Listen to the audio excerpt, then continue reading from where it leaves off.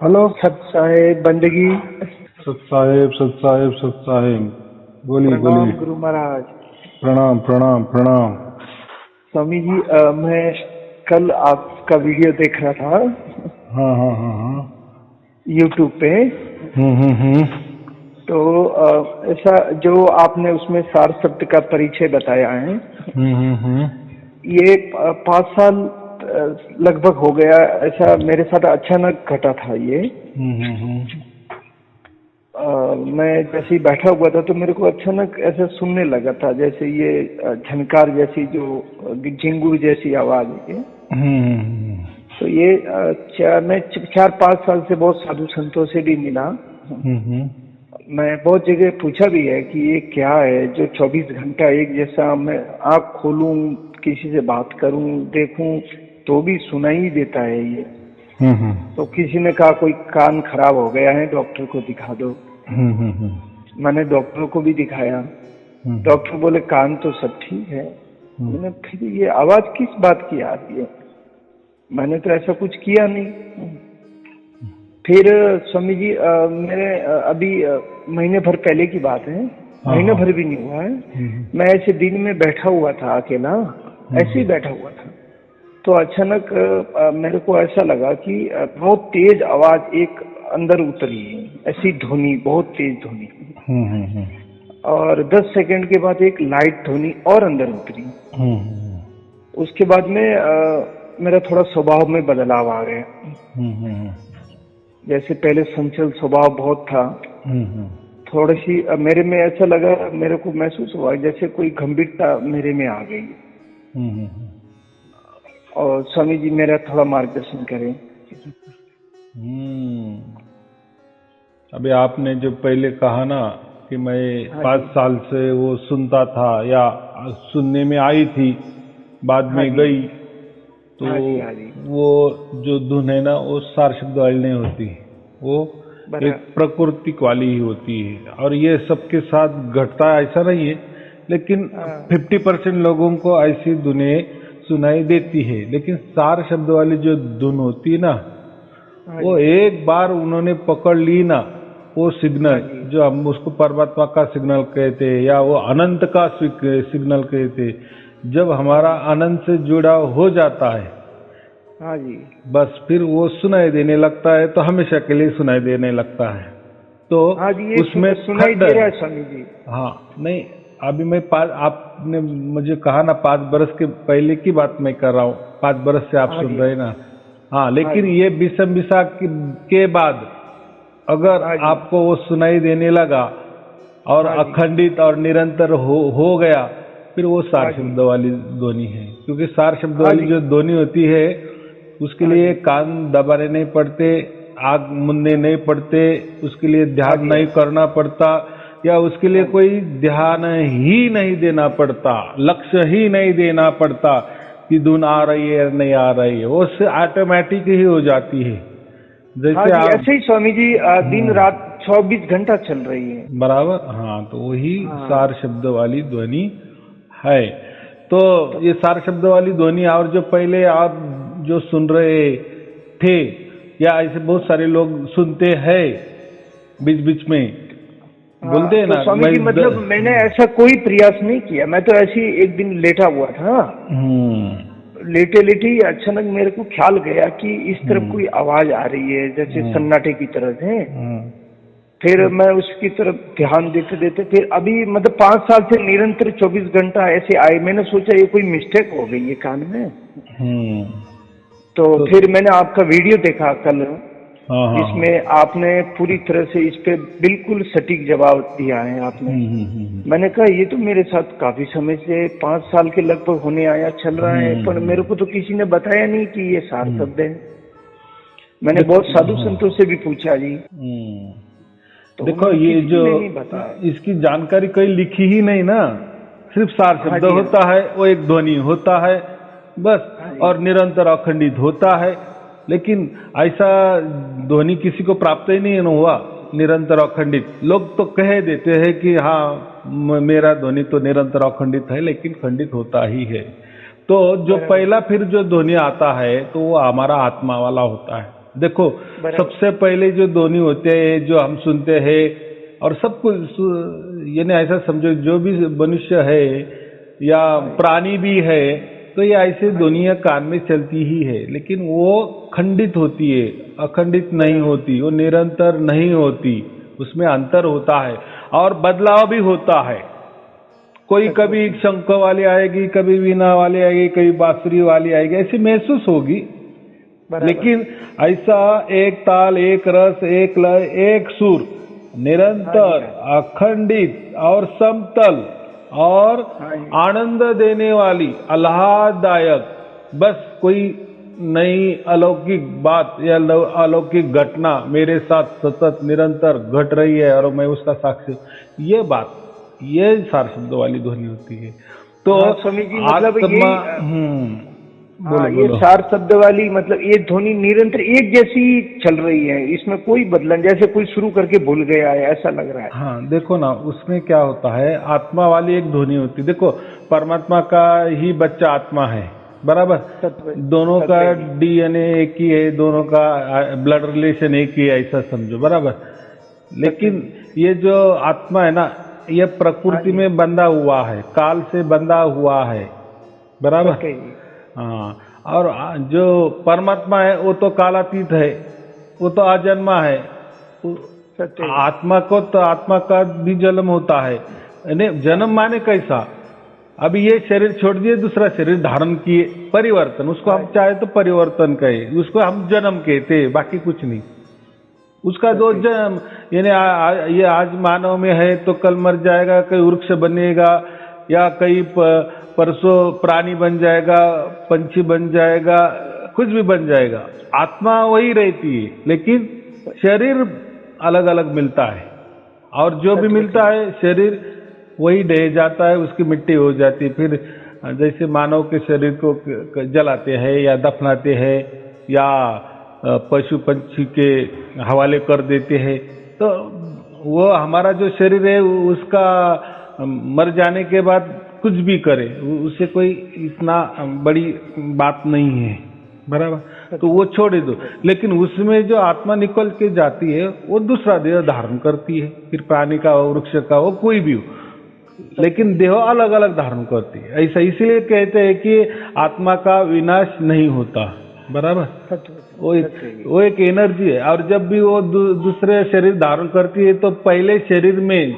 जितना भी मन ने जितनी भी उछले मारी होगी, जितने बरस का उसका देह होगा, समझो मानव देह है, फिर बचपन से लेकर मरने तक उसने जो भी सोचा होगा, जो भी कोई अभ्यास किया होगा, उसका एक निचोड़ स्मृति बनकर वो आत्मा को चिपकी रहती है। और जैसे आत्मा ने अगला जन्म या अगला शरीर धारण की, कौन सा भी, तो फिर वो पहली वाली जो निचोड़ होती है ना, वो खुल जाती है, बस इतना ही होता है, और फिर वो जन्म चलता है। तो जैसा शंका का और समाधान करिए, जैसे मैं खुली आंख से देखता हूँ ऐसे, तो वो खुली आंखों से मेरे को इस हवा में जैसे मैप होता है ना,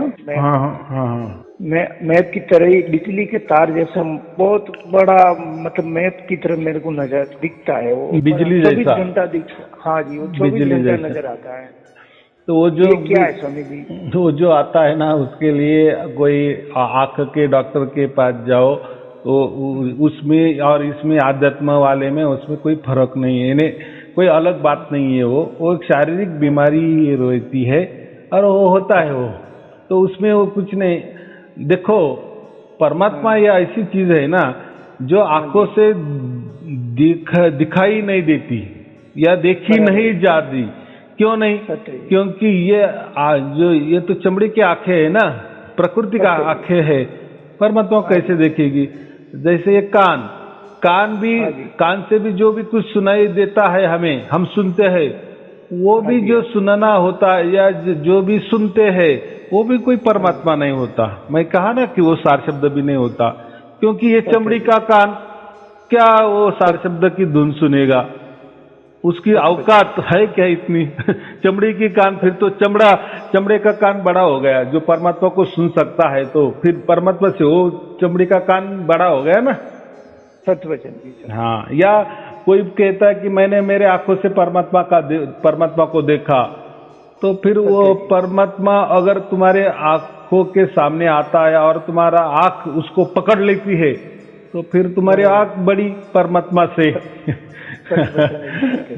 फिर तो परमात्मा पाना है तो आंख की जरूरत होगी। फिर जो अंधे लोग हैं बेचारे, उन्होंने तो कभी भी जीवन में परमात्मा नहीं मिलेगा, बराबर। अगर कानों से कोई सुनाई देने लगा, अगर वो बोलेंगे कि हमें परमात्मा प्राप्त हो गया, हम कानों से बहुत कुछ सुनते हैं, अलग अलग आवाज़ें सुनते हैं, जो आवाज़ें ये प्रकृति में भी नहीं रहती, ऐसे अलग ढलग प्रकार के अलौकिक आवाज हम सुन रहे, तो फिर वो आवाज से तुम्हारे कान फिर ये हो गए ना, बड़े हो गए ना परमात्मा से। तो ये जो बातें हैं ना, कभी भी एक उसका नियम ही है, जो आंखों से, कानों से या विचारों से, बुद्धि से, मस्तिष्क से, बराबर, या अहंकार वश जो भी हम परमात्मा के बारे में सोचते हैं, विचार करते हैं, या कोई देखते हैं, या कानों से कोई सुनते हैं, वो परमात्मा नहीं होता, बराबर। अभी ये जो सार शब्द है ना, ये जब हमें प्राप्त होता है तो आप कान बंद करो तो भी वैसी ध्वनि आएगी, खुले कान से जैसे आती है वैसे बंद कानों में भी वैसी आएगी। लेकिन प्राकृतिक कर रहा हूँ तो भी आ रही है, बराबर कि नहीं। और प्राकृतिक जो ध्वनि होती है वो अगर सुननी है तो उसके लिए कान बंद करने पड़ते हैं, या ऐसा समझो कोई शांत स्थली जाना पड़ता है, या ऐसा समझो कि उसके लिए ध्यान करना पड़ता है। हाँ, मुझे अभी धुन सुनाई दे रही है।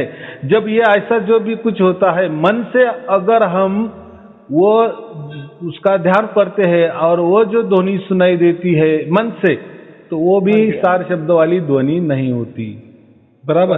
देखो कितना बारीक बारीक सूक्ष्म बदल है। जो ध्वनि है तो वो सेम टू सेम ही रहती, लेकिन वो पहचानने का जरिया ये किसी ग्रंथ में नहीं लिखा है, सत्वचन, या किसी ने भी किसी भी प्रवचन में। देखो आजकल तो बहुत सारे लोग सार शब्द के बारे में प्रवचन करते हैं, वो ये कहेंगे कि ये अबोल है, बोला नहीं जा सकता, वो देखा नहीं जा सकता, लेकिन सुना नहीं जा सकता। ये सुनना वाला वो उनके प्रवचन में आप अगर टटोलेंगे ना तो उसमें ये शब्द ही नहीं है। यानी वो ऐसा समझे है कि सार शब्द सुना जा सकता है, तो ये गलत है, ये रॉन्ग है। आप चाहे तो जो भी सार शब्द के बारे में बहुत ज्यादा प्रवचन करते हैं उनके सभी प्रवचन सुनो, उनके अंदर ये शब्द ही नहीं आएगा। ये नहीं ऐसे वो बाकी बातें सब करेंगे कि वो आंखों से देखा नहीं जाता, बोल नहीं सकता, मतलब यही पॉइंट पे आके उनकी जबान बंद हो जाती है। हाँ, और यही तो मक्खी है, ये समझता नहीं है। लोग क्या करते हैं, उनका लक्ष्य वहां नहीं जाता। तो अरे यार ये तो सब बातें बोलता है कि अरे वो लिखा नहीं जाता, बोला नहीं जाता, देखा नहीं जाता, वो ऐसा है, वो ऐसा है, लेकिन सुना नहीं जाता। ये शब्द वो कभी नहीं बोलेंगे, क्योंकि उनकी जो पहुंच है, या उनकी जो उनके गुरु ने जो दिया होगा, या उनको जो प्राप्त हुआ सार शब्द है, वो सुनाई देने वाला सार शब्द है। तो इसलिए वो सार शब्द नहीं है, बराबर। सार शब्द अगर सुनने में आ गया कानों से, तो फिर वो कान बड़े, मैंने अभी कहा ना कि वो चमड़ी के कान बड़े, लेकिन नहीं। अभी जिसको सार शब्द की प्राप्ति हो गई उसको पूछो तो वो बोलेंगे हाँ बराबर, वो दिखाई नहीं देता, बराबर है, और ये कानों से सुनाई भी नहीं देता।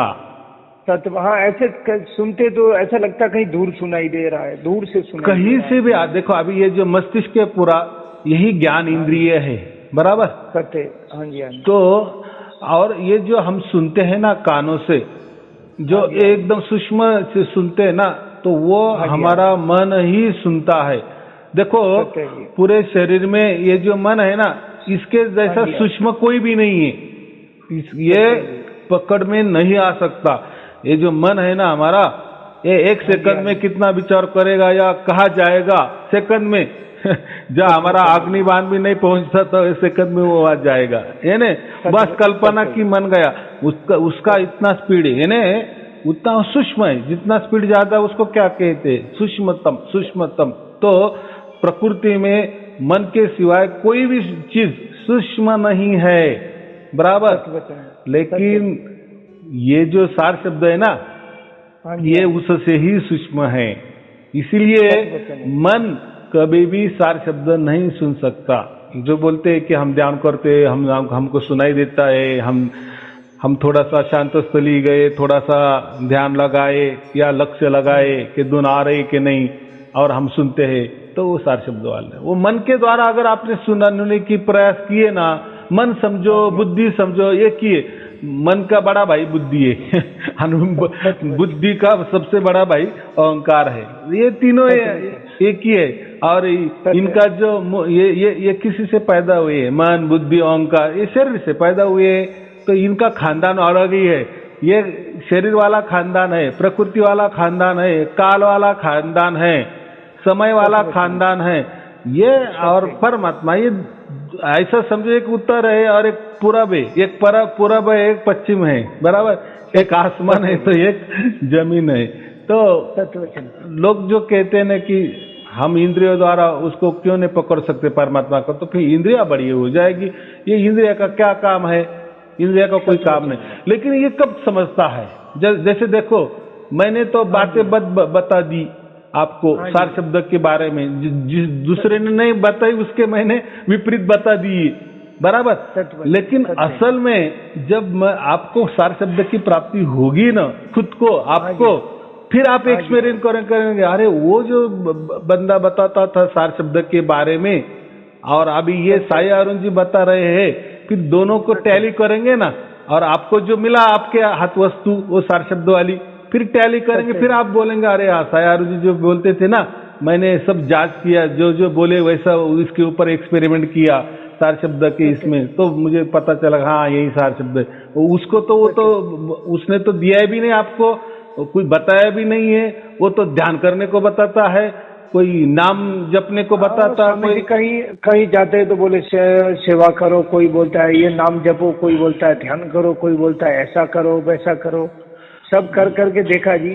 तो मैंने कहा कि ये निरंतर एक ही जैसी धुन सुनाई पड़ रही है, जैसे झिंगुर जैसी आवाज आ रही है। तो बोला हमें तो नहीं आती, तेरे को कहाँ से आ रही है, तेरे कान खराब होंगे, डॉक्टर को दिखा। मैंने डॉक्टर को भी दिखाया, मैंने, वो बोल रहे कुछ नहीं, कान सही है तुम्हारे। मैं टॉयलेट में जाता हूँ, जंगल में जाता हूँ, कहीं जाता हूँ तो हर जगह सुनाई देती, बराबर कि नहीं। हाँ, अब देखो अभी आपको सुनाई देने लगी, बराबर। तो इसके लिए आपने कोई धर्म को अपनाया, कोई मंत्र को अपनाया, कोई गुरु को अपनाया, या कोई विशिष्ट प्रार्थना किया आप, या विशिष्ट कोई स्थली गए, या कोई तीर्थ यात्रा किया, कोई किया क्या? क्या उसके लिए तपस्या किया? स्वयमेव आई, स्वयमेव से आई, बराबर कि नहीं। तो परमात्मा स्वयमेव आता है, बराबर, वो उसकी ओर से आता है।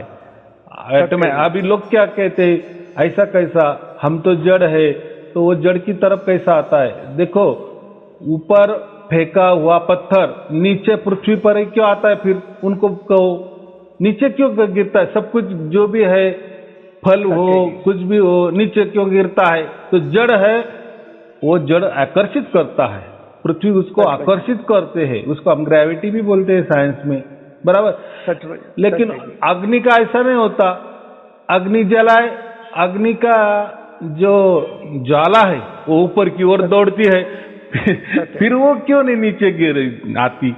उसका जो दौड़ना है ऊपर क्यों है? तो ऊपर सूरज है, अग्नि का गोला है, तो अग्नि को खींचेगा। जैसा पत्थर कितना ऊपर फेंके, लेकिन वो नीचे आना ही आना है, उसके लिए कोई ये नहीं है। तो ये क्या, ये नियम हो गया ना। तो वैसा ही ये जो हम जो अब बोलते हैं ना, परमात्मा हमारी ओर ही आता है, हम उसकी ओर नहीं जाता। जैसे अग्नि ऊपर ही जाता है, वैसा ही वो जो परमात्मा है हमारी ओर ही आता है, आत्मा की ओर ही आता है। तो अभी आप बोलेंगे ऐसा कैसा, हम क्यों नहीं जा सकते? तो जाने की कोशिश किया ना, मंत्र के द्वारा आप जाने की कोशिश करते हैं परमात्मा की ओर, ध्यान के द्वारा परमात्मा की ओर जाने की कोशिश करते हैं, गुरु की पूजा करते हैं, कृपा उनकी कृपा दृष्टि से जाने की कोशिश करते हैं। हम नीचे से ऊपर नहीं जा सकते। ये कितना सीधा नियम है। जब तक उससे वो नहीं आता, उसकी ओर से हमें वो नहीं मिलता या वही हमको प्राप्त नहीं करता, तब तक हम नहीं कर सकते। और सभी लोग यही करते हैं ना, इसलिए उनको परमात्मा नहीं मिलता। फिर जो भी मिलता है उनको परमात्मा का नाम सिक्का मार देते हैं। फिर सबका अलग अलग परमात्मा है। देखो, सभी धर्म का अलग अलग परमात्मा है, उनको नाम देते हैं, परमात्मा को कोई भी नाम देते हैं। तो फिर ऐसा क्यों हुआ? परमात्मा अगर एक ही तो उसका मिलने का ढंग ही एक ही होना चाहिए। देखो, हम अगर अमेरिका में भी गए, ऊपर पत्थर फेंका तो वो नीचे आने वाला है, बराबर। अगर यहाँ हमने अग्नि जलाई तो उसकी ज्वाला ऊपर ही उठेगी। तो अमेरिका में भी गई, आग जलाओ, उसकी ज्वाला निकलेगी, वो भी ऊपर ही उठेगी। ऐसा क्यों? सभी जगह एक ही होना चाहिए। वैसा परमात्मा ही हमारे लिए नीचे आता है, हम परमात्मा के लिए नहीं जा सकते। ये नियम है। उसको सहज बोला है। सहज क्यों बोला है? यानी सहज माने सहज ही, बस उसके लिए प्रयास ही नहीं करना, प्रयत्न ही नहीं करना, ध्यान ही कुछ भी नहीं करना, कोई उसके लिए बोलने की कोई जरूरत भी नहीं, उसके लिए कोई सुनने की भी जरूरत नहीं, उसके लिए कोई देखने की भी जरूरत नहीं, उसके लिए कोई लिखावट करने की जरूरत नहीं, उसके लिए कोई बुद्धि का वापर करने की जरूरत नहीं, कोई विचारों की जरूरत नहीं, उसके लिए कोई कल्पना की जरूरत नहीं है। क्या नहीं या कोई उसके लिए बंधन की भी जरूरत नहीं है। सत्य वचन है। नहीं, ये तो है ही, हमारे मन क्रम वचन से परे की वस्तु है, ऐसा लगता है। तो लोग क्या करते हैं, फिर ऐसा नहीं तो फिर ऐसा कैसा प्राप्त होगा? अरे अभी नियम है, वो आता है, हमारे लिए ही आता है, हम नहीं जा सकते। जैसे मैंने कहा ना, ऊपर फेंके अगर नीचे, ये आता है, नियम है। अग्नि की ज्वाला ऊपर उठती है, नियम है। तो ऐसा ही परमात्मा हमारी ओर ही आता है, हम परमात्मा की ओर नहीं जाते। ये सभी लोग यही गड़बड़ करते हैं और कहते हैं कि हाँ, ये कुछ भी बकवास कर रहे हैं। यार क्या बकवास कर रहे हैं? जो नियम है ना भाई, हम छोटे बच्चे हैं, 6 महीने के बच्चे हैं, वो माँ ही हमें उठाएगी, माँ ही हमें उसके हाथ से दूध पिलाएगी, हम नहीं पी सकते, बराबर। तो इतना ही तो परमात्मा, मैं इसलिए कहता हूँ ना, परमात्मा अगर सागर है तो हम एक बूंद है। बूंद की क्या हैसियत कि वो सागर की ओर जाए या सागर से बड़ा समझे या सागर को पहचाने?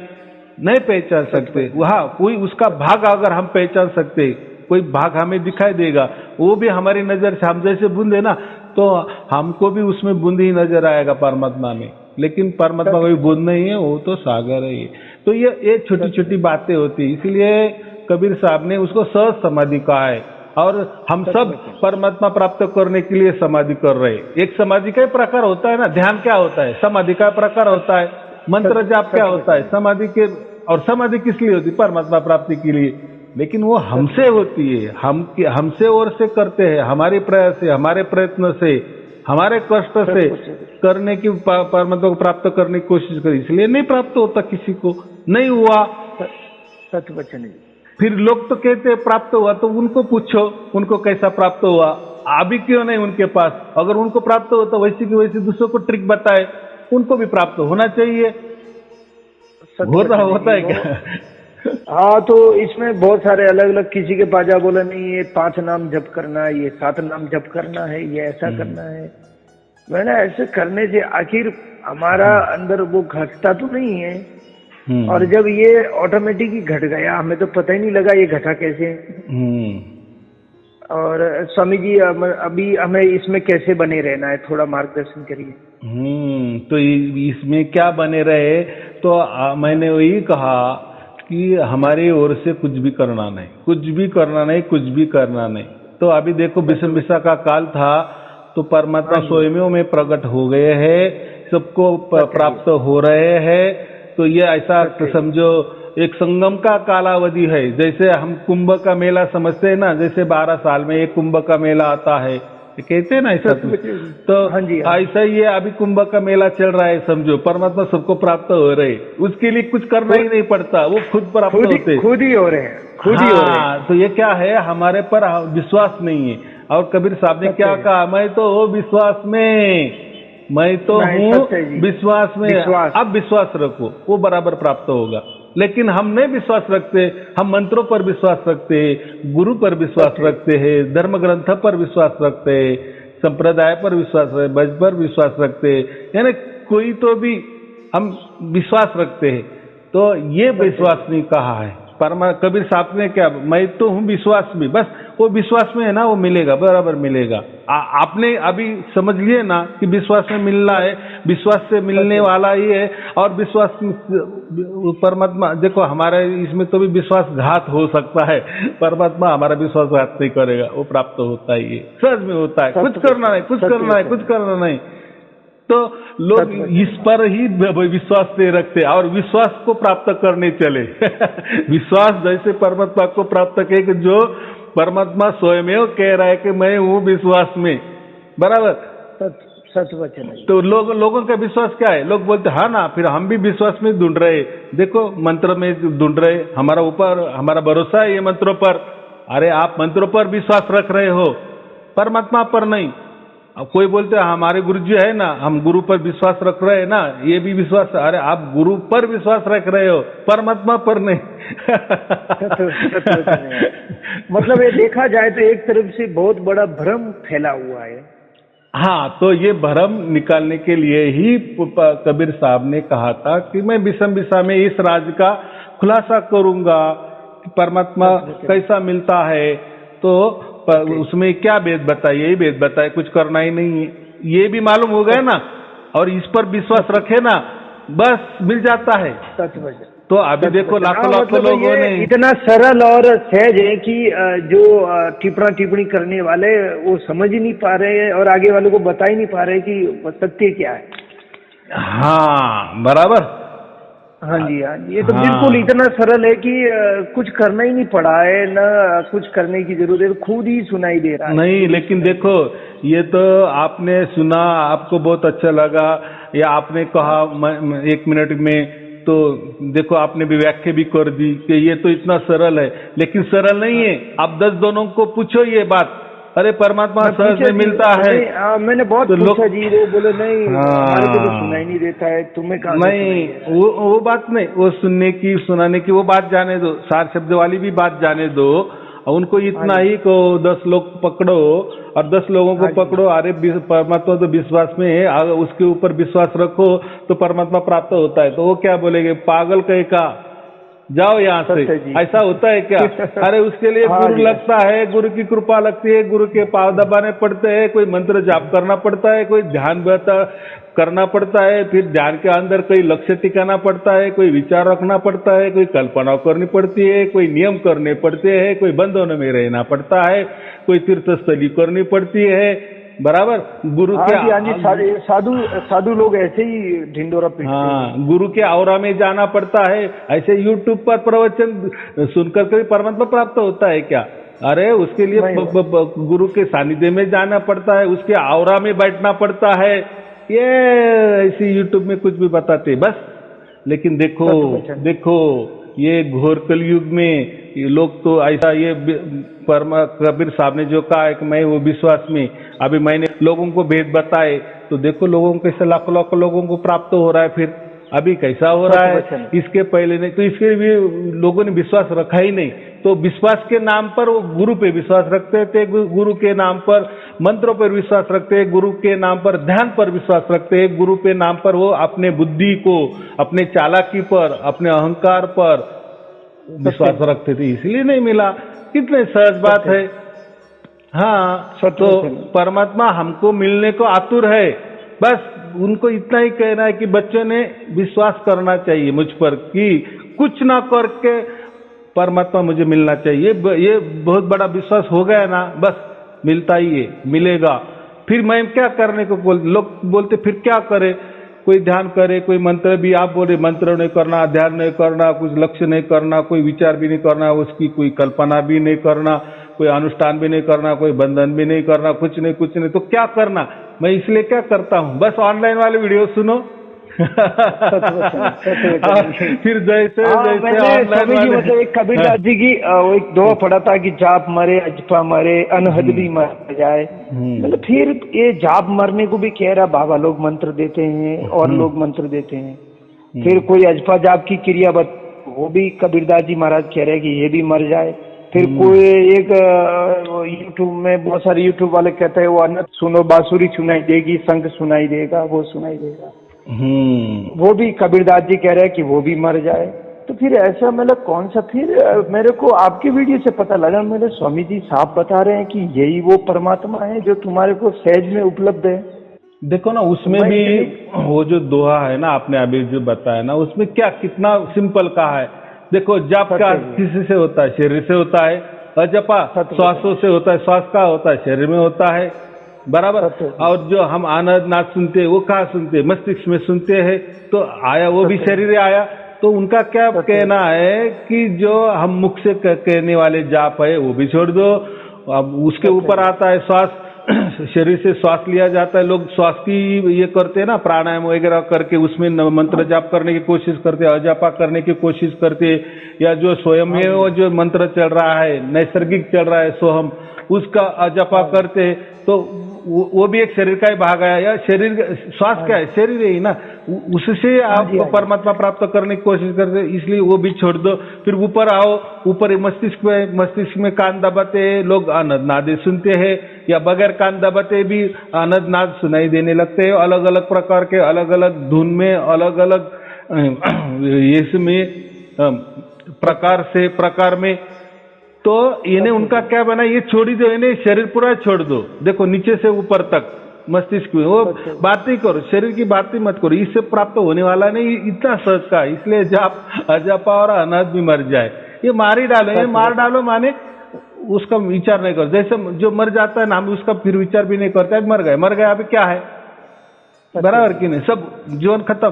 तो ऐसा ही ये छोड़ दो, क्योंकि ये शरीर से, या शरीर की इंद्रियों से, या शरीर के मस्तिष्क से, शरीर के बुद्धि से, शरीर के अहंकार से, जो पंच कर्मेंद्रिय है, ज्ञानेंद्रिय, पंच महाभूत, जो भी कुछ है शरीर में है ना, जो भी विचार कल्पना बिल्पना जो भी शरीर से होती है, या शरीर से जो भी दिखता है, या कानों से जो भी सुनाई देता है, ये सभी बातें जो भी शरीर से होती है उसे परमात्मा नहीं मिलता। इसका कहने का अर्थ वो होता है, इतना सिंपल अर्थ होता है। शरीर को छोड़ दो, क्योंकि वो आएगा ना, वो कहाँ से आता है, फिर वो उसके आप बुद्धि से क्यों ये कर रहे, ये कैसा क्या आवाज आता है, अभी कैसा क्या आता है, तो क्या करना है हमें, आता है ना, वो पहुंचाना हमारे तब, हाँ हमारे यहाँ तक आ गए ना, बराबर कि नहीं। तो यही तो इसको तक भाग्य कहते हैं ना हम।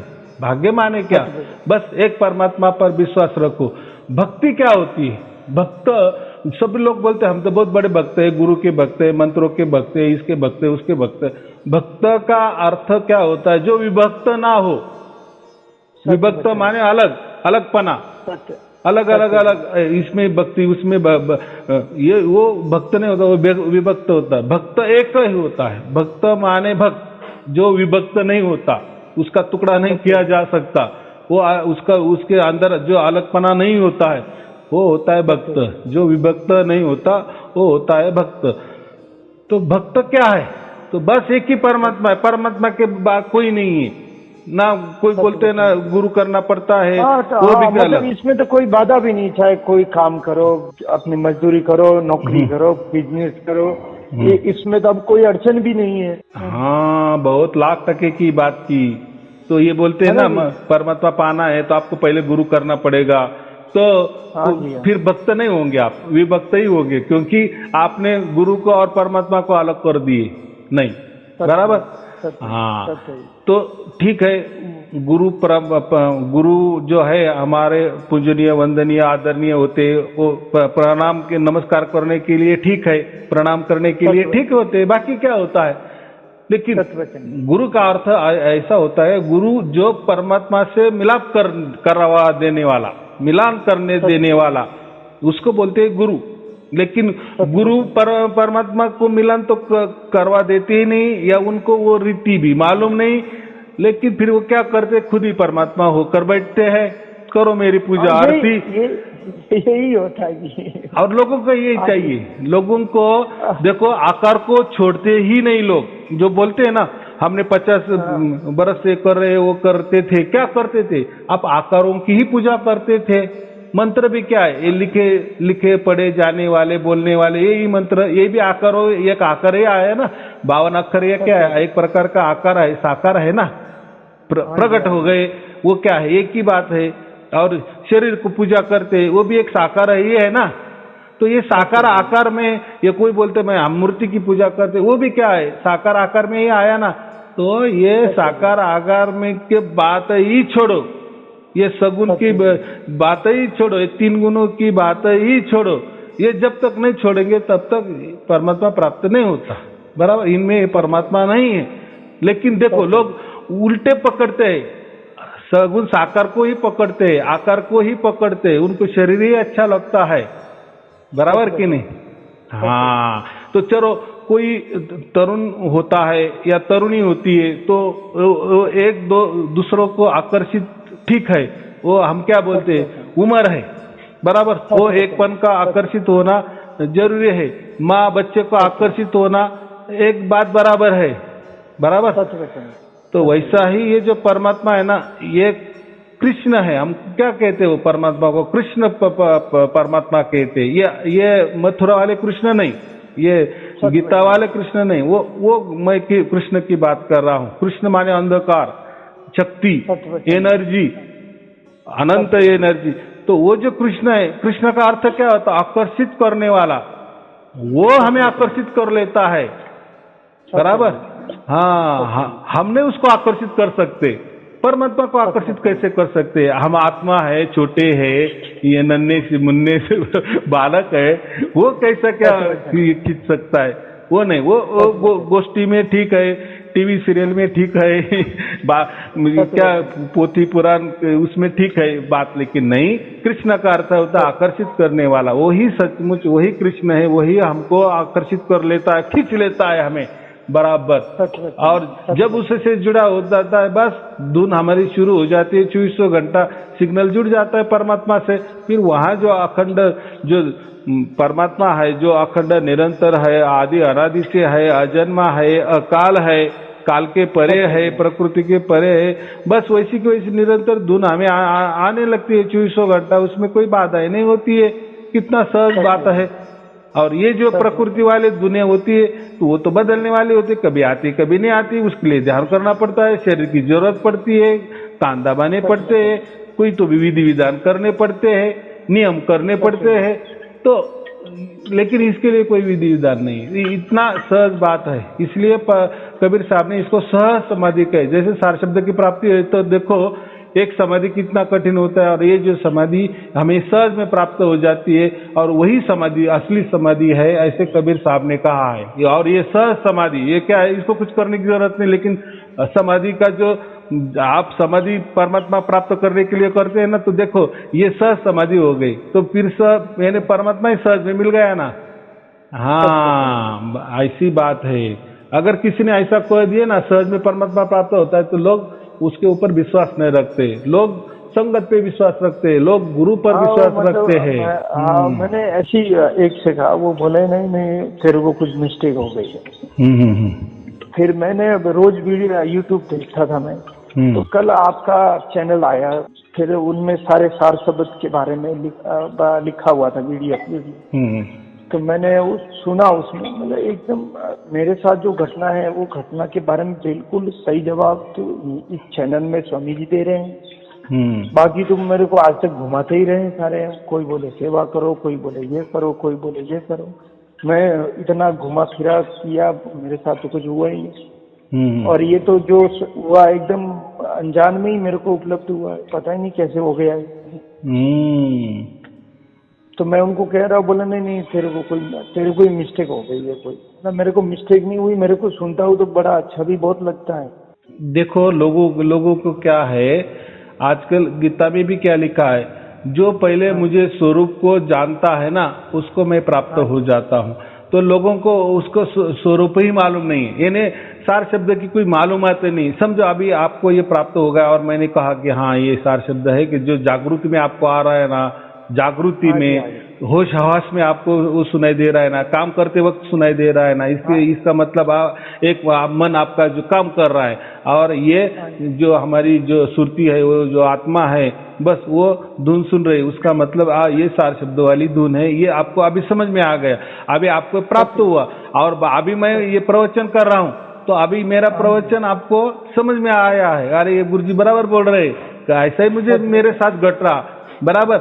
लेकिन अभी ऐसा समझो कि मेरे सामने आप नहीं हो और दूसरा है, उसको सारे शब्द की प्राप्ति नहीं हुई, और मैं ऐसा बड़बड़ करते जाऊं, तो उसको क्या बकवास लग जाएगा, अरे कुछ भी बोलता है, अरे क्या है, वो बोलता है ये नहीं करो, वो मत करो, गुरु मत करो, मंत्र मत करो।